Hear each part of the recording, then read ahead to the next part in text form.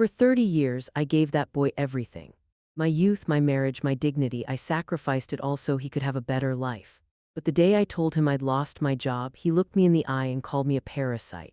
He had no idea that the fortune sitting in my bank account was about to become his worst nightmare. My name is Patricia Holloway. I'm 58 years old, and until recently I thought I understood what it meant to be a mother. I thought love meant sacrifice. I thought if you gave enough, suffered enough, bled enough for your child, they would eventually see your worth. I was wrong. It was a Tuesday evening when everything shattered. I just returned from the city where I'd been working as a live-in housekeeper for Mrs. Catherine Ashford, a wealthy widow who had become more of a family to me than my own blood. For 8 years I'd lived in her home, cared for her, accompanied her to doctor's appointments, sat with her through lonely nights. She paid me well, $8,000 a month, and I sent most of it home to my son Derek and his wife Vanessa. That Tuesday I walked through the door of the house I'd bought for them, the house that bore their names on the deed, not mine, and found Derek in the living room scrolling through his phone. Vanessa was in the kitchen with her mother Dolores, a retired university administrator who had never quite forgiven her daughter for marrying beneath her. "I quit my job," I said. I hadn't even explained why before Derek's face darkened. "You what?" His voice rose sharp and accusatory. "That was $8 grand a month. What are you going to do now? Just sit around and freeload?" The words hit me like a physical blow. I'd come home to help them. Vanessa had been talking about starting a family, and I thought foolishly it turned out that they might want me there, that I could be useful in a new way. A grandmother, not just a paycheck. Before I could respond, Dolores emerged from the kitchen, wiping her hands on a dish towel. Her eyes swept over me with the familiar disdain she'd always worn like expensive perfume. She quit, just like that, without another job lined up. "I have some savings," I started to say, but Vanessa cut me off with a laugh. "Savings, Mom, please, you've been a housekeeper your whole life. What savings could you possibly have?" I wanted to tell them about Mrs. Ashford. About how, before she died 3 months ago, she'd rewritten her will. About the $8 million she'd left me not as charity but as gratitude for the years I'd given her when her own family couldn't be bothered. About the trust fund that had already cleared probate and was sitting in my name waiting. But something stopped me. Something in their eyes, cold, calculating, already doing the math of how my unemployment would affect their household budget, made me keep silent. Instead, I said, "I thought I could help with the baby when you have one." Vanessa's expression curdled. "Postpartum care requires professional help," she said flatly. "You worked as a domestic. What do you know about infant development?" Dolores jumped in without missing a beat. "Caring for a newborn isn't just diapers and bottles. It's a science. You need actual training. This isn't something amateurs can handle." They tag-teamed their condescension so seamlessly it was clear they'd rehearsed this routine. And just like that, I'd been written off as an unfit grandmother. I forced a smile. "If everything's already arranged, I won't get in the way." Dolores rolled her eyes. "Fine, but you'll cover the cost of the nanny and the baby nurse. I'll handle the hiring and coordination." That line left me speechless. A tight knot formed in my chest. Derek jumped right in, picking up where Dolores left off. "Exactly, Mom. You never should have quit that job. Our expenses are about to double soon. You really ought to keep working." That's when it hit me clear as day. They never wanted me to come home to rest. They just needed a steady paycheck funneled into the household. I was nothing more than a labor to them, a walking ATM. My face hardened. "I'm 58. I think it's time for me to get some rest and retire." "Retire?" Vanessa let out a bitter laugh. "You don't even have a pension. What retirement are you talking about?" Her words nearly knocked the air out of me. I had wanted to pay into a retirement plan years ago. It was them who told me to save the money and help pay off their mortgage early instead. Now they threw that in my face. Vanessa tossed her hair and snapped, "That's because your income was pathetic. Who told you to buy a house you couldn't afford without a loan? You should have planned better." Derek, trying to calm Vanessa down, raised his voice at me. "Enough, Mom. Vanessa's trying to get pregnant. You're just stressing her out. This is when we really need the money, and you should be helping. You're still in great shape. There's no reason you can't keep working another 20 years. Save the retirement talk for when you're 80. Another 20 years. I froze, hollowed out by a wave of sadness I couldn't put into words. After everything I'd given, every sacrifice, every hour worked, every dollar earned, I was still nothing more than a cash machine in their eyes. That's when I truly saw it for what it was. All the talk of respect and gratitude, just sugar-coated lies to keep me working. Back when Derek was still in college, he'd already started dating Vanessa. To help them live more comfortably and appease her judgmental family, I left everything behind and moved to another city to work as a live-in housekeeper, just so I could save enough to buy them a house. They didn't pay a single cent, yet the deed bore only their names. And back then, with tears in their eyes, they told me, "One day when we're better off, we'll take care of you. You'll finally get the life you deserve." But now I knew what they meant by the life I deserve. A life of endless labor right up until my body gave out at 80. I held back my tears, steadied my voice, and said firmly, "I said I'm retiring. That's final. No one gets to make that decision for me." Dollars must have realized I was serious and worried I might actually stop supporting them. Her tone softened instantly. "Look, it's not that we don't understand, you just have to be realistic. There's no spare room in the house for you. You can't expect to stay here forever, right? But I do have a compromise." I narrowed my eyes. Something about her expression made my stomach twist. "I happen to know a wealthy family looking for a live-in assistant. Good pay, room and board included. You've done that kind of work before, should be an easy transition." Vanessa jumped in with a smirk. "Perfect idea, actually. You could even help ease our financial load. Whatever you earn could go toward household expenses." "Win-win, right?" Dollars shrugged and added, "You're not someone who really needs to rest anyway. Going back to work wouldn't kill you. Don't be so quick to say no, just give it a try. If you do well, you might even get to stay long-term." My face turned colder by the second. "I already quit. I'm not going back into anyone's house to work ever again." Dollars' smile vanished. Her gaze shifted, sharp and calculating. "Well, if you're really done working for others, fine." She paused, her voice suddenly laced with pressure. "There's a senior residence nearby. Good facilities, decent meals and lodging. You could apply for a work-based stay. Maybe kitchen help, janitorial services, something to earn your keep." Vanessa rolled her eyes and scoffed. "Now that's more reasonable. You can't just live in a hotel and expect us to foot the bill. At least in assisted living, you'd be pulling your own weight. Stop expecting us to carry you." Rage simmered in my chest, but I forced myself to stay composed. I turned to Derek. "You really think it's acceptable to send your own mother off to scrub floors in a retirement facility just to keep herself fed?" His eyes darted away, but he tried to keep up his rational act. "Mom, be realistic. You've always said you wanted to be independent. Isn't this the most dignified way to do that? You support yourself, and we don't owe each other anything. And besides," he added, pulling out his phone, "there's an open spot available right now. I already called earlier to check. You could move in as soon as today." Then right in front of me, he started dialing the number again. I could hardly believe what I was witnessing. The child I had poured my entire life into raising was now so eager to shove me out the door like I was nothing more than dead weight. My hands trembled. Tears streamed down my face, unstoppable. "Derek, I gave everything I had to raise you. I drained my savings to buy you a home. And now at this moment, all you see me as is a burden you can't wait to get rid of. Is this how you repay your mother?" For a brief second, guilt flickered in his eye, but it was quickly swallowed by rage. He kicked over my suitcase, sending it crashing to the floor. "You think you suffered, that was your choice. If you hadn't divorced my father, we wouldn't have ended up broke. I could have grown up rich, and you ruined that. Let me tell you something, Patricia, you owe me for the rest of your life." I stood there in stunned silence, staring into his bloodshot eyes as a dull, unrelenting pain tore through my chest like a blunt knife, twisting slowly, slicing into everything I had left. He had no idea. The only reason I divorced his father was for him. If I hadn't walked away from that marriage, his so-called wealthy father never would have claimed him as his son. In fact, he might have been dumped into foster care, treated like a stray dog no one wanted. Every sacrifice I made, every choice, every tear was for him, to give him a chance at a whole life. But now here he was, biting back like a cornered animal, blaming me for destroying the very future I tried so hard to protect. I pressed a hand to my chest, trying to steady the storm inside me, but the ache only deepened. All those years of devotion, of sacrifice, of love, suddenly felt like the cruelest joke life could have played on me. Because Derek wasn't my biological child, he was adopted. The first time I saw him, I was volunteering at the city's child welfare center. He was barely a year old then, frail as a kitten, lips tinged with blue, his tiny body drained of all life. The director told me Derek had been born with a severe congenital heart defect. His birth parents had abandoned him in a dumpster. A passerby heard his faint cries and brought him to the orphanage. I still don't know exactly what drew me to him. Maybe it was the way his eyes, full of fear and longing, clung to mine. Or maybe it was because I'd lost my own mother when I was very young. Something about watching a child suffer felt unbearable to me. I went home and discussed it with my then husband. After much thought, we decided to adopt him. From that moment on, we crossed the country searching for hospitals and specialists, doing everything we could to save Derek's life.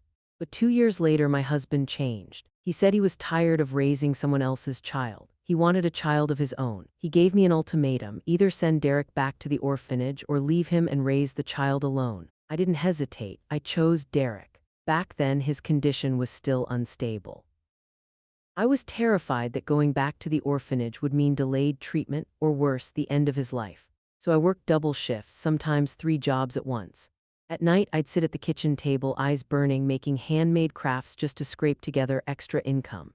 And somehow, through those long, desperate years, I kept him afloat. He survived. He recovered. He eventually became as healthy as any other boy. He even made it to college. I never told him the truth about his past. Not because I wanted to lie, but because I didn't want to burden him. He was already a sensitive, insecure child. I didn't want him to carry the weight of knowing he was first thrown away by his birth parents, then rejected by his adoptive father. I wanted him to believe the world could still be kind. That love, real love, did exist. But never in my worst nightmares did I imagine he'd grow into this cold, selfish, ungrateful stranger. As furious as I was now, there was also a flicker of relief. Thank God I never mentioned the trust fund. If they knew that $8 million had already been legally transferred to me, I could only imagine how much uglier this would have become. I looked at Derek, my gaze icy and unflinching. If this is how heartless you are, then so be it. From this moment on, we're done. You and I have nothing to do with each other anymore. I reached down, lifted my suitcase, and turned to leave. But Dolores suddenly grabbed my arm. What are you saying? Derek is your son. You're supposed to be responsible for his future. You can't just pack up and walk away like this. Vanessa stepped in, echoing her mother's outrage. Yeah, what kind of mother does that? You raised him and now you want to wash your hands of it. That's unbelievably irresponsible. I let out a cold laugh. You're a university professor, an educated woman, and this is the argument you're making. Legally, a parent is only obligated to care for a child until they turn 18. I've supported Derek all the way into his 30s. What more does he expect? Derek's face twisted, his voice rising in fury. That's not parenting. That's you making bad choices and trying to pay off your guilt. Every miserable thing in my life is because of you. You owe me for life. Then he shouted, voice dripping with venom. Did you ask for my permission when you decided to bring me into this world? I almost laughed out loud at the sheer madness of it. He sounded completely deranged. I stared at him like he was a stranger, someone I no longer recognized. I must have been blind to have raised someone like you. And if you've got such deep, twisted philosophical questions, maybe you should ask your birth mother, the one who left you in a dumpster. I didn't know if he even processed what I just said. He froze for a beat, confused, but the fury still clung to his face. It didn't matter whether he understood or not. He no longer concerned me. I shook off Dolores' grip and walked out the door without looking back. Almost immediately, I heard angry shouts behind me. You're disowning your own son. You're not even human. Don't get too proud, Patricia. When you're old and sick and no one wants to take care of you, let's see how far that independence gets you. No one's going to hire a woman your age. When you hit rock bottom, don't come crawling back to us. I paused, turned around slowly, and looked at them with cool detachment. You should be more worried about yourselves, I said calmly. Don't forget the house you're living in. That house you treat like your birthright was bought with every penny I scraped together over the years. If I ever decide to take it back, don't be so sure you'll still have a place to live. Vanessa stormed to the doorway, pointing a finger at my face, seething with rage. Don't you dare touch this house. It's registered in me and Derek's names. It's legally ours. You have no claim. The more she shouted, the steadier I felt. Fine, I said, my voice unwavering. Then hear this, I don't care if I have to spend the price of 2 houses. I will not let this house stay in the hands of a bunch of ungrateful leeches. Vanessa's eyes widened in disbelief, then she burst out laughing, her voice mocking. You've lost your mind. 2 houses. You probably don't even have $1,000 to your name. This house is ours. It's our marital property. You're just some washed-up maid trying to bite off more than you can chew. Get lost. People like you deserve to rot on the street. With that, she slammed the door in my face. I didn't respond. I didn't argue. I didn't even flinch. I just turned toward the elevator, pulled out my phone, and started browsing listings for luxury homes in the city's top neighborhoods.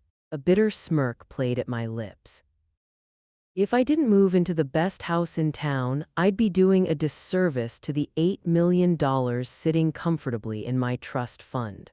That night, I checked into the most exclusive five-star hotel downtown. Then I contacted Mrs. Ashford's private attorney and instructed him to initiate the legal proceedings to reclaim everything that was rightfully mine. In the days that followed, I lived in that hotel while diving deep into the city's luxury real estate market, researching properties, reviewing listings, scheduling viewings. A week later, I had an appointment to tour a highly sought-after gated villa community. It was the most prestigious development in town. What I didn't expect was that the sales agent assigned to show me the property was none other than Dolar's niece, Chloe. The luxury real estate showroom was bustling with people. Despite the starting price of these villas being well over $1 million, the project's exclusivity had drawn a steady stream of prospective buyers. I had just stepped into the grand lobby when a young woman with long hair and a fresh, eager smile approached me. "Good afternoon, ma'am. Would you like me to walk you through the project details?" "Yes, please. Could you start by showing me the model homes?" I followed her toward the display area, but we hadn't made it more than a few steps when a sharp voice rang out across the room. "Who's handling client screening today? Do we just let anyone walk in now?" I looked up. There she was, Chloe, Dolar's niece, Vanessa's cousin. We'd only met a few times, but she had left a lasting impression. Classic social climber attitude, the kind who drips arrogance in every word and move, constantly flaunting how she only dealt with high society clients. Before I could react, she was already striding over, heels clicking confidently, eyes full of disdain. "Patricia, what are you doing here?" I glanced at her coolly and kept walking. "I'm here to view a property. Is there a problem?" She immediately stepped in front of me, blocking my path with a sneer. "A housekeeper? You think you can afford this place? Don't tell me you're just here for the free coffee. I've seen plenty like you pretending to be buyers, just looking to snag some free snacks." People nearby began glancing over, whispering.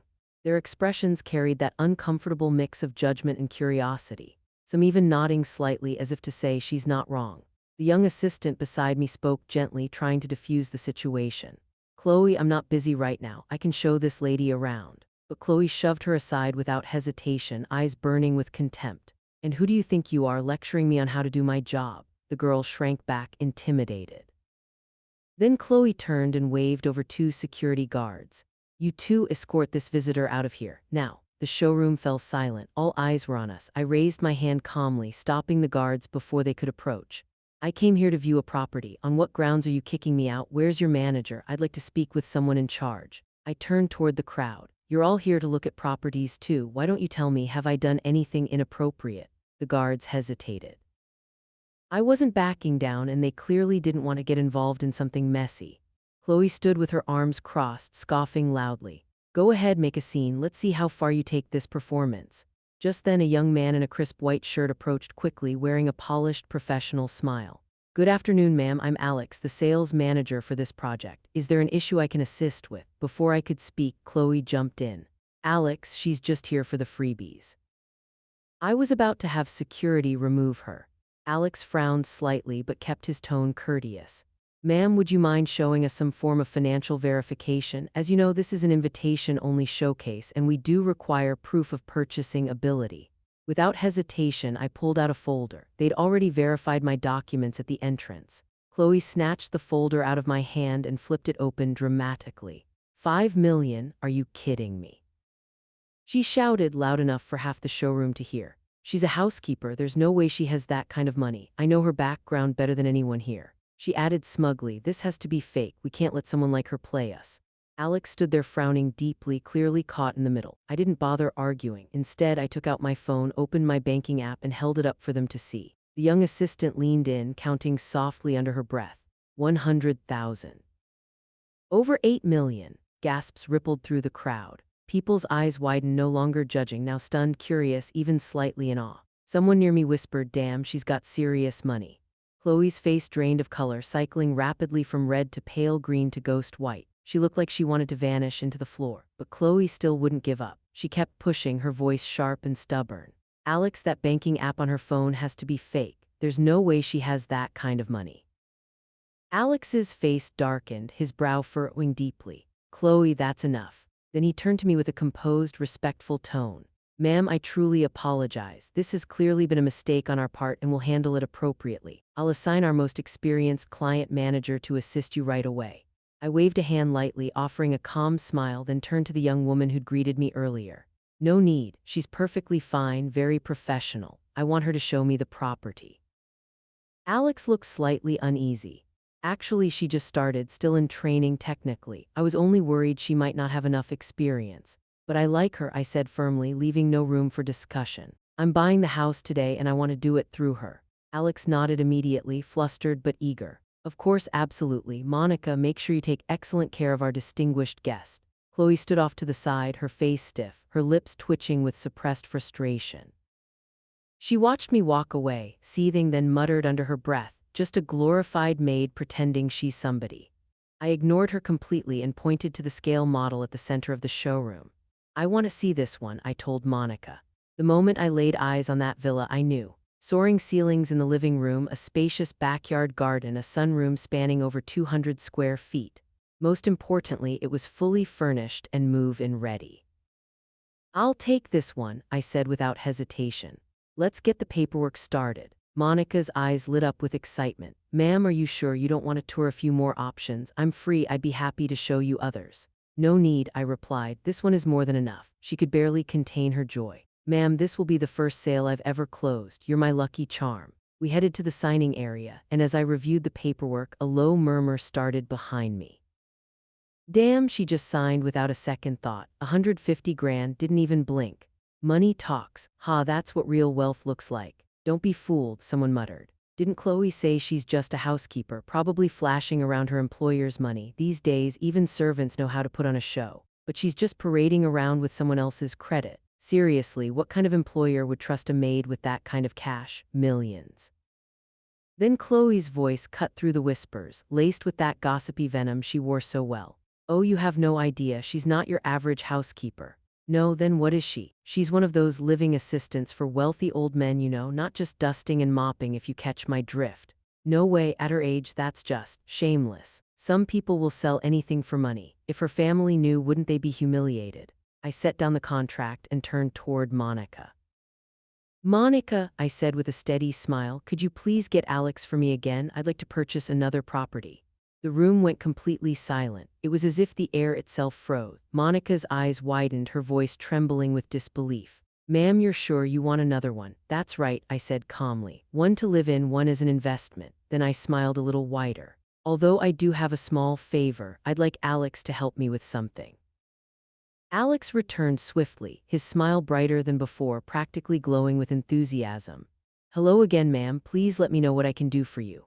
I've confirmed the purchase of the first property, I said. I'm ready to sign the contract, and I'd like to add a second unit as well. I paused, my tone turning cold. But I expect your team to address the inappropriate behavior of certain staff members. Alex's smile faded. His gaze swept across the room and quickly landed on Chloe. Chloe, he said sharply, are you causing trouble again? Apologize to the client. Now. Chloe lifted her chin defiantly, refusing to back down. Why should I apologize? I only told the truth. She used to be a housekeeper, one of those living types who caters only to rich old men. And don't look at me like that, her son said it himself. I slowly lifted my head, eyes narrowing as I stared directly at her. You're saying my son told you that? Then let me tell you something in return. He also once said that your little portfolio of closed deals didn't come from your so-called skills, but from the nights you spent in bed with your clients. Is that true? Chloe's face drained of color, her lips trembled. You're lying, that's slander. Oh, didn't you just slander me a few minutes ago? Now you suddenly understand what defamation means. I turned to Alex, who immediately picked up on the cue. His expression turned grim. Chloe, that's enough. Security, escort her out of the building, and as of today, you're terminated. Chloe panicked, tears welling up in her eyes, spilling over. Alex, I wasn't lying, she really used to be a cleaner, but Alex's tone remained firm. You've violated company conduct policies in a very serious way. Your employment is terminated, effective immediately. I raised my hand to stop the security guards from moving. Hold on, I said calmly. She's not going anywhere yet. She publicly defamed me, and I'm not letting this slide. Right then and there, I took out my phone and dialed. Hello, yes, this is the police department. I'd like to file a report for defamation and public harassment. 10 minutes later, 2 officers arrived at the showroom. After hearing my account and reviewing the incident, they issued Chloe a formal warning and made it very clear. If she didn't offer a public apology, I had every right to press legal charges. Cornered and shaking with rage, Chloe finally mumbled through clenched teeth, "I'm sorry." She shot me and Monica one last hateful glance before storming off, her eyes burning with envy, especially when she saw Monica preparing to close the second sale. The same Monica she'd looked down on just an hour ago, now the star closer of the day. By the end of it, I signed contracts for both properties, paid in full without so much as a pause. Monica stood by my side, eyes shimmering with emotion. She could barely get the words out.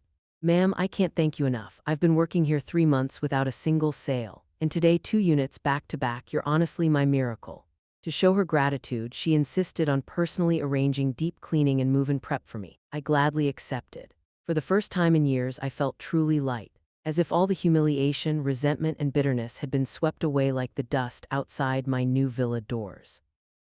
That evening, just as I returned to my hotel, my phone rang. "Derek, Mom, so what the hell did you do to ruin Chloe's job? Her whole family is coming after us now, demanding answers. How do you plan to fix this?" I answered breezily.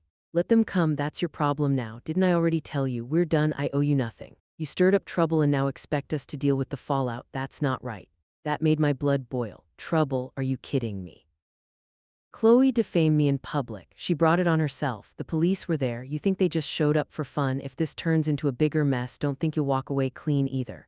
Derek went quiet for a beat. When he spoke again, his tone had softened noticeably. All right, let's just move on. By the way, that hesitant tone, that calculated shift in interest. So Mom, who's your new employer really? They must be seriously loaded.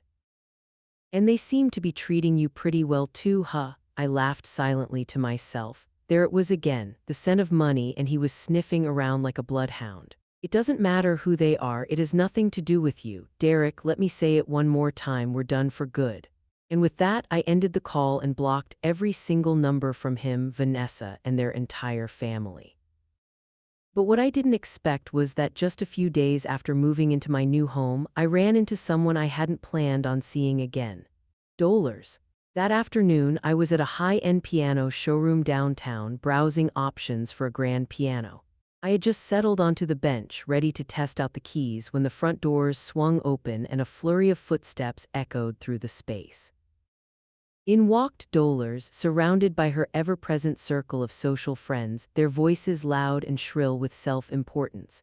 "What kind of store is this?" Dollars scoffed. "Letting just anyone sit down and bang on a piano? How unprofessional." Her eyes landed on me and the sarcasm practically dripped from her smile. "Patricia, did you even wash your hands before touching that instrument? Weren't you in healthcare work all these years?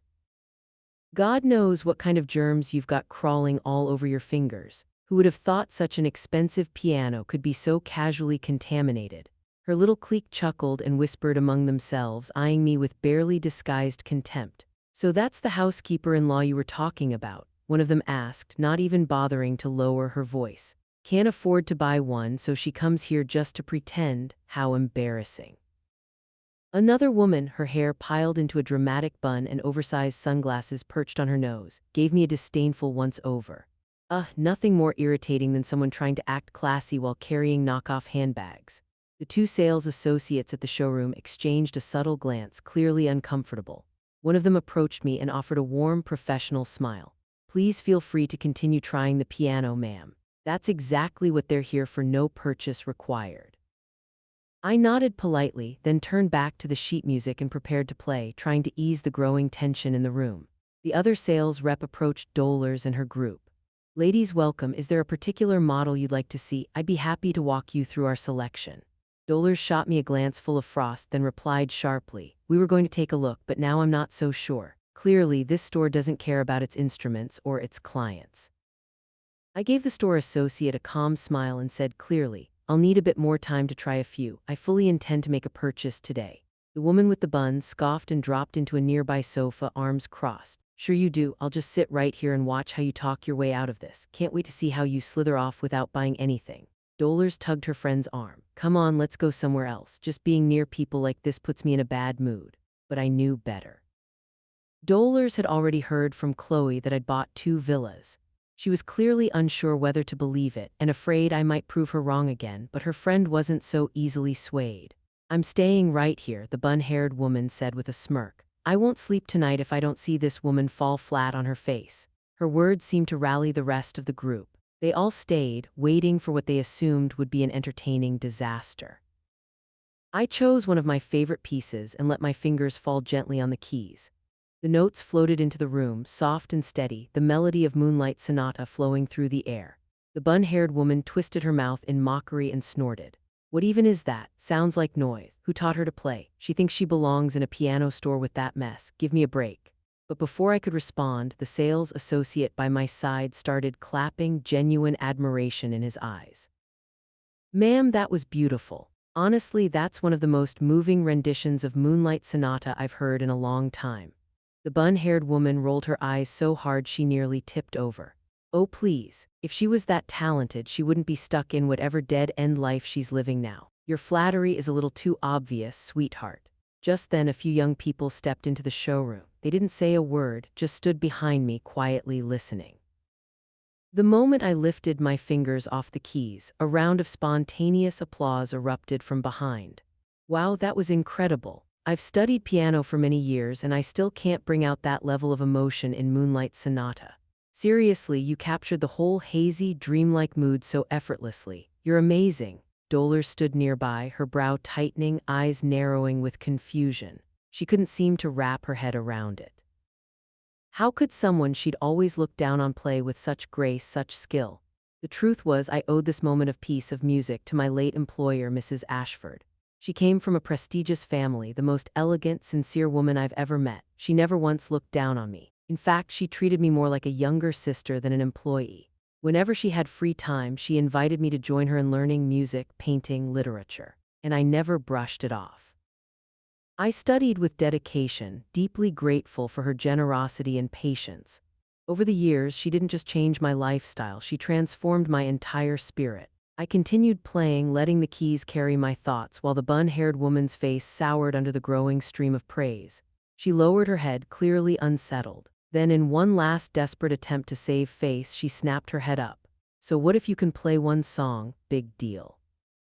If you're really that impressive, pay for the piano right now. I had already made my choice. Calmly, I handed my card to the associate. Thank you, ma'am, he said cheerfully. That'll be $155,000. I entered my PIN, transaction approved. Ma'am, may I have your name to finalize the invoice? He asked. Of course, I said and wrote it down, Patricia Holloway. The bun-haired woman blanched, her head jerked toward Dolores in disbelief. You said she worked for someone else. That the villas she bought weren't even hers. Dolores' face shifted. She walked over, her expression caught between disbelief and something far more tangled. You bought this piano yourself, and those 2 villas, those were yours too, I smiled. The invoices and contracts have my name on them. If they're not mine, then whose would they be? Yours. Her face twisted instantly, a storm of shock, envy, suspicion, and bitter regret flickering across it. Patricia, you were just a housekeeper.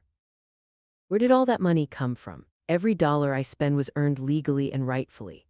My voice was sharp, cold. Dolores scoffed. Oh please, you must have done something shady to get it. The bun-haired woman chimed in immediately. Yeah, maybe she's a scammer. That's how people make fast money these days. No sooner had those words left her mouth than another woman who'd been quiet all this time suddenly snapped. Scammer, don't even joke about that. She fumbled for her phone, her hands shaking. Hello. 911, I need the police. There's a con artist here. Before anyone could react, she hung up and stormed toward me, trying to grab my clothes in a fit of rage. The store staff rushed to hold her back. She was crying, shouting, completely hysterical. And finally, I understood the reason behind her outburst. She'd been swindled out of over $100,006 months ago. She'd never gotten it back, and the pain still festered so deeply inside her that the mere mention of scam shattered her control. Her fury wasn't aimed at me, it was aimed at a shadow from her past. The police arrived quickly, and to my surprise, it was the same 2 officers I had met the day I purchased the villas. One of them raised his brows in recognition, a smile tugging at the corner of his mouth. Oh, it's you again, ma'am. I nodded politely, but before I could speak, the curly-haired woman jumped up and shouted, She's a scammer, officer, arrest her right now. The officer's smile faded. He turned serious. Ma'am, do you have any proof of this accusation? Proof, she snapped. Of course not, I'm just providing a tip. You should investigate her yourselves. I mean, come on, how could a housemaid afford villas in Grand Pines? Does that sound normal to you? The officer sighed, spreading his hands. Maybe she won the lottery. It happens. Dollars immediately jumped in, her tone sharp.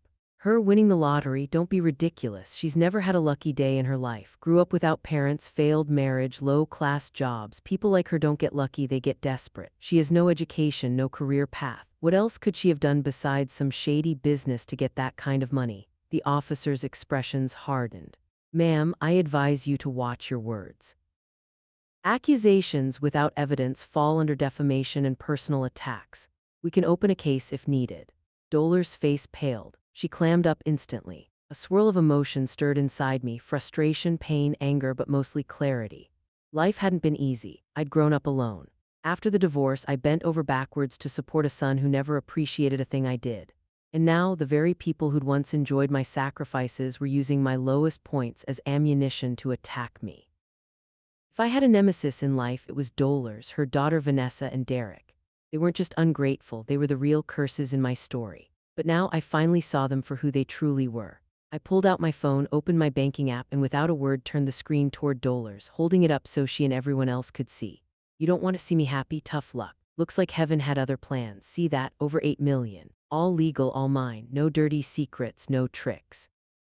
Just blessings you'll never understand. If that makes you sick, well, I hope it ruins your appetite. You want to accuse me of sleeping my way to the top? Go ahead, sue me, I'll be waiting. Dollars' water cup slipped from her hand and crashed to the floor with a loud clang. I could almost hear the crack of her pride shattering.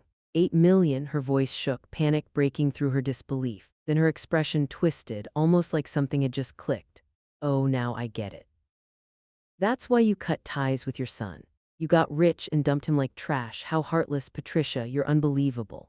I turned to her, my tone sharp, unwavering. Don't twist the story, Dollars. I was ready to leave every cent to your daughter and my son. That was my plan. But then you two decided I was a burden the minute I quit my job. You pushed me out of the house like garbage. You think I forgot? That house you're living in, every dollar that bought it came from me. And not only did you kick me out, you wanted me to scrub floors at a second-rate nursing home just to keep earning for your family. You even suggested I go work for some old rich man as his living servant. God knows what kind of services you had in mind. Tell me, Dollars, do you even have a shred of decency left in you? I turned to the growing crowd of onlookers. Tell me, doesn't this pack of ingrates deserve everything they've lost? The crowd's energy shifted. Their eyes, once filled with gossip, now brimmed with judgment aimed squarely at Dollars and her friends. Dollars' face burned red like a con artist caught mid-scheme. You're lying. We never said you should go work for some old man. Oh, I said calmly, should I play the recording for everyone here? Let them hear your exact words. Her face went pale, and for a second I saw real fear in her eyes. That recording is probably edited. I'm not listening to that garbage. Her voice cracked as she turned away, retreating toward the exit. Patricia, you're cruel to the core. You'll get what's coming to you someday. And with that, she stormed out, slamming the door behind her. I finally exhaled. It was over for now. But I knew better than to think it was truly finished. With that much money on the line, people like Dollars and Derek never stay quiet for long. What I didn't expect was how quickly Derek would crawl back into the picture. The very next morning, the concierge delivered a massive bouquet of flowers, claiming someone had left it at the gate for me. I frowned, dragged the flowers inside, and sifted through them. Right in the center was a card, wishing you a lovely weekend. Love your son, Derek. I nearly burst out laughing. Gutsy to the core, it was so shameless it was almost comical. Without hesitation, I picked up the bouquet and tossed it straight into the kitchen trash can. Then I snapped a photo, crushed petals, bent stems, the crumpled card all in one frame, and sent it to the gatehouse. From now on, refuse anything sent by this person. Also, kindly forward him this picture. I didn't just want him rejected, I wanted him humiliated. Sure enough, I never received another bouquet from him again, but he didn't give up, he just escalated. He began waiting outside the gated community every single day. Rain or shine, workday or weekend, he'd be there lurking, desperate. Every time I came or went, he'd put on another pitiful act like some character in a cheap tragedy. One day he even dropped to his knees on the sidewalk, crying hysterically. Mom, please don't be angry anymore. Come home. I was wrong, Mom. No matter what, I'm still your son. How can you be this cold to me? I didn't even bother looking at him. His theatrics only made my skin crawl. Eventually, I got so sick of the scene that I hired a full-time driver. Every day, I sat in the back with the windows up, gliding past the front gate straight into my villa's garage. No eye contact, no conversation, no chance for him to reach me. Derek kept it up for 2 full weeks, but once it was clear I wasn't budging, he finally gave up. At least I thought he did. Instead, he changed tactics. He went digging and somehow managed to contact my ex-husband, Richard, who was once Derek's father too. That's when things truly began to spiral in a way I hadn't anticipated. Derek wasn't trying to reconcile anymore. He was trying to control me, pressure me, break me down completely. It became obvious if he couldn't get what he wanted, he'd rather see me destroyed. One afternoon, my phone rang. It was Richard. We hadn't spoken in over 20 years. I had no idea how he even got my number. I just thought I'd give you a heads up, he said casually.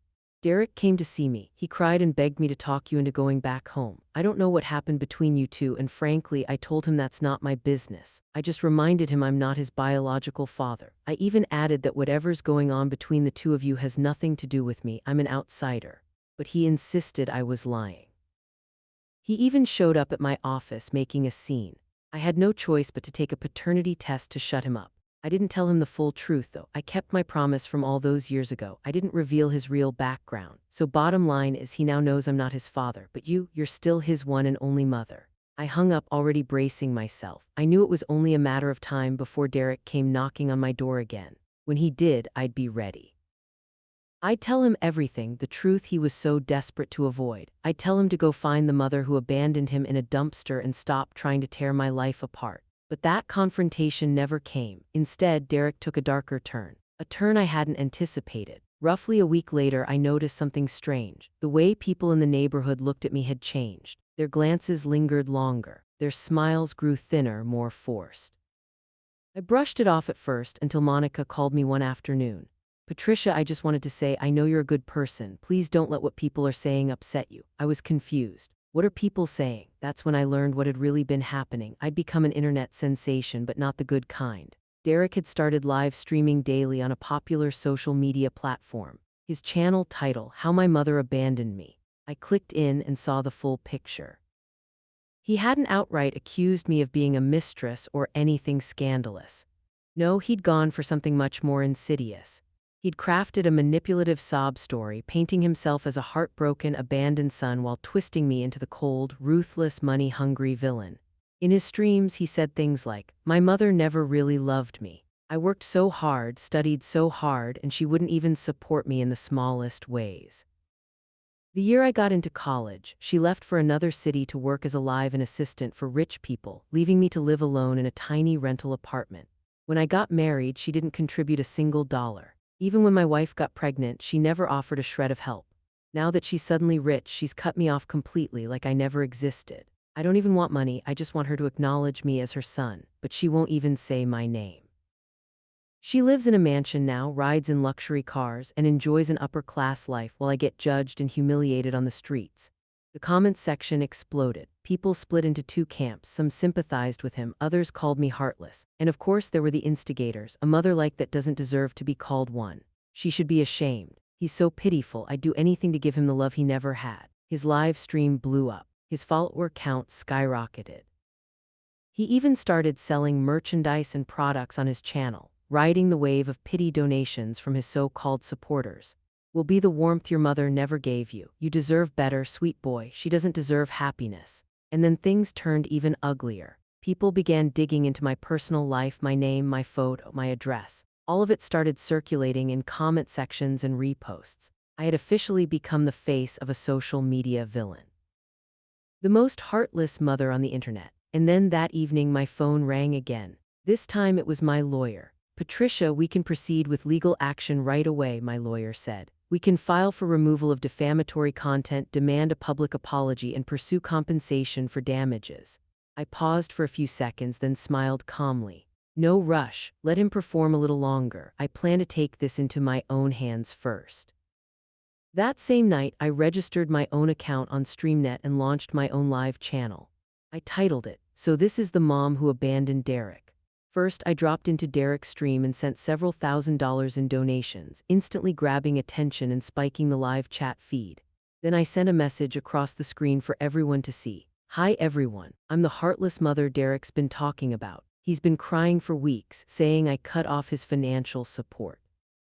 Come over to my channel, I'll show you the truth tonight. I'm giving away $100,000 in cash prizes. Join if you want, first come, first served. Within seconds, a flood of viewers jumped to my stream. Traffic surged wildly and I started sending out the promised rewards. The comment section exploded with excitement. Thank you, Sugar Mom. This is the real content. Queen taking notes. She's more loving than my own mom. Riding the wave of viral momentum, I officially began my live broadcast. I didn't waste time sugarcoating anything. I spoke straight into the camera. First of all, yes, I did cut off financial ties with Derek, but that doesn't make me heartless, and it certainly doesn't mean I abandoned him. People deserve the full story. I didn't walk away because I stopped loving him. I walked away because his greed became unbearable. When I first received the inheritance from my late employer, my intention was to leave it all to Derek and his wife. But do you know what their response was? Instead of gratitude, they accused me of wanting to freeload and teamed up to throw me out of the house. They even suggested I move in with a random elderly man as his living assistant because in their minds my only value was continuing to work and funnel money into their household. To them, I wasn't a mother. I was a bank account. As I spoke, I displayed a scan of the trust documents from my former employer, a legally notarized statement showing I'd inherited approximately more than $8 million in assets. The money I have came from a legitimate trust left to me by a woman who treated me like family. She had no children of her own and made me her sole beneficiary. The comments blew up again. Martha lost $9 million. What kind of employer does that? Finally, karma rewarding a good heart. This isn't cold, it's clarity. Of course, not everyone was convinced. A few skeptics popped up. Still, you're his mother, aren't you? Aren't you supposed to support your child? Cutting him off after marriage sounds pretty cold-blooded. I replied calmly without blinking. Let me ask you this, does supporting a child mean you're supposed to be their personal ATM forever? I raised him alone since he was 1 year old, paid his school fees, bought him a house. What did I get in return? Suspicion, rejection, disrespect, and being forced out of my own home. They wanted me to keep working like a machine to subsidize their lifestyle while treating me like a burden. Then I dropped the final card, an audio recording of Derek on the phone trying to arrange for me to become a live-in assistant for an elderly man. The call had been captured by the elderly man's household security system. It was undeniable proof. The comments exploded again. Unbelievable. This isn't just mooching, it's financial abuse. Cutting him off isn't cruelty, it's survival. This is what weaponized guilt looks like. He's not crying for love, he's crying for money. Good for you, ma'am, that son deserved to be cut off. I knew this was only the beginning. Derek didn't miss a mother, he missed his money supply. In this war, it had only just begun. I looked at the flood of comments on the screen and let out a small, quiet laugh. Then I leaned toward the camera and spoke directly to the audience. The truth is, there was never any need to cut ties with Derek. Instantly, question marks filled the comment feed. I continued calmly. Because Derek was never my biological son to begin with. I adopted him when I was volunteering at a local orphanage. He was just 1 year old then, born with a severe congenital heart defect and abandoned by his birth parents in a dumpster. He was barely clinging to life when I found him. I brought him home out of pure compassion. I spent every penny I had to get him medical care. And my divorce from my ex-husband, that wasn't about infidelity. It was because he insisted on having a biological child and refused to continue raising Derek. I was given a choice, send Derek back to the orphanage or leave my marriage and raise him on my own. I chose Derek. I gave up my marriage, gave up the chance to have my own children. Just to give him a chance at life. I worked overnight shifts, waited tables, cleaned homes, whatever it took.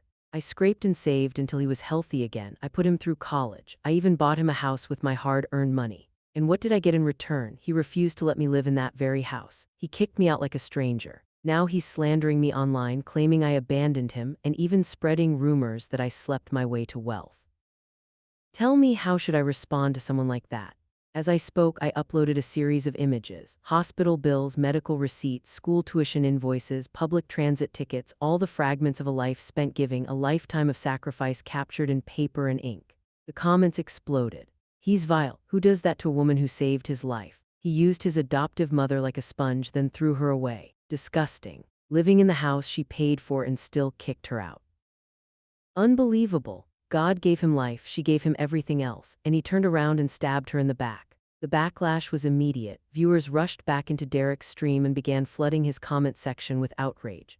How could we ever support someone like you? Shame on you. You played the victim while bleeding your mother dry. You're the heartless one, not her." Derek's face turned visibly pale on camera. "Why are you all believing her?" he shouted. "She's lying. I wasn't her real son. Why did she do all that for me? She's manipulating you. No one would go that far for a child that isn't theirs." Back on my stream, more viewers demanded hard proof. Without hesitation, I uploaded a scanned copy of the official adoption certificate. "This is the government-issued record, verified, public, and authentic." The comment section erupted once again. "That's it, end of discussion. She's telling the truth. This isn't just betrayal, it's moral bankruptcy."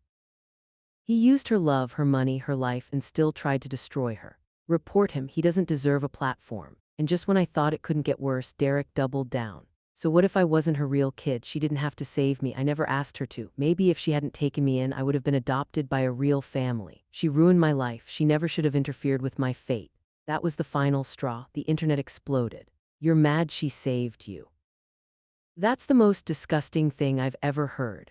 Let the whole world see this monster's true face. Report him now." In less than a day, public opinion turned completely. Derek went from abandoned victim to ungrateful parasite feeding on his adoptive mother's blood.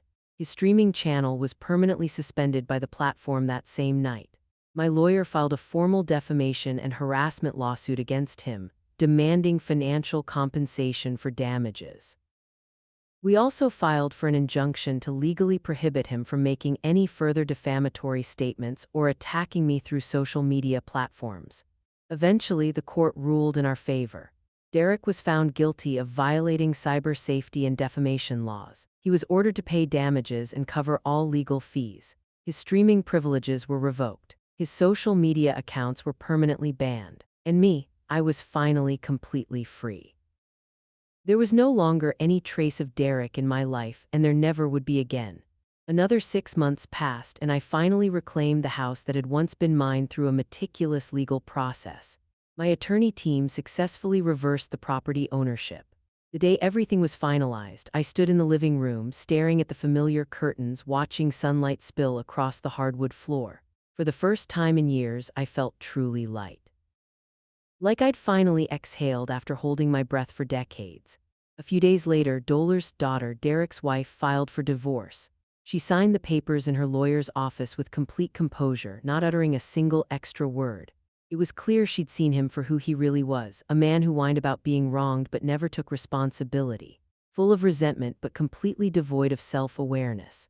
And just like that, Derek vanished from my life entirely. I didn't ask about where he went, and I had no interest in looking back. Years passed. Then one day, while chatting with an old friend at a cafe, she casually mentioned, "I heard Derek ran off to Canada. He's always online bragging about how free and easy life is over there." Out of curiosity, I searched his name online. What I found was haunting. The video footage showed him disheveled and hunched beside a trash bin on a street corner, gnawing on a piece of moldy bread with vacant, unfocused eyes. Sometimes he'd break into a manic smile. Other times, he'd burst into uncontrollable sobs that tore through his whole body. He'd lost his mind. The same man who once stood in front of a camera painting me as a villain, fishing for sympathy, selling sorrow for attention, had become exactly what he deserved to be, a ghost on the margins of real life. But I didn't feel satisfaction. I didn't feel anger anymore either. He had simply become the sum of his own choices. No amount of followers could save him. No amount of lies could keep his story standing. He lost the sympathy he'd stolen. He ruined the integrity he never valued. And eventually, life did what it always does, it caught up. As for me, I was finally done with a battle that had drained me for over 30 years. The 2 villas I'd bought on impulse during that dark chapter, I sold them during the housing market upswing and walked away with a tidy profit. What once symbolized fury and defiance had turned into the foundation of my next chapter. Eventually, I moved to a quiet lakeside town on the western edge of the city. It wasn't the most expensive neighborhood, but it was everything I'd ever wanted. Sunlight flooded the window. My garden bloomed with wisteria and roses. The kitchen always smelled of my favorite dark roast coffee. My easel stood beneath the trees, waiting for lazy afternoons of painting. The air was clean, the world slow. And life gentle. No one called me mom anymore just to demand something. No one accused me of being cold. No one claimed I hadn't done enough. For the first time, I could hear my own breath in the music, in the sunlight. For the first time, I finally belonged to myself. Sometimes people still ask me, do you regret adopting Derek? I used to think long and hard about that question, but now when I hear it, I just smile softly and shake my head. No, I say. I don't regret it. I only regret not understanding sooner that kindness should never be practiced at the cost of self-destruction. Learning to protect myself was the most important lesson I ever learned in the second half of my life. I was never a perfect person, never a saint, but I became something far better, a woman who finally lived for herself. And it turned out that wasn't too late at all.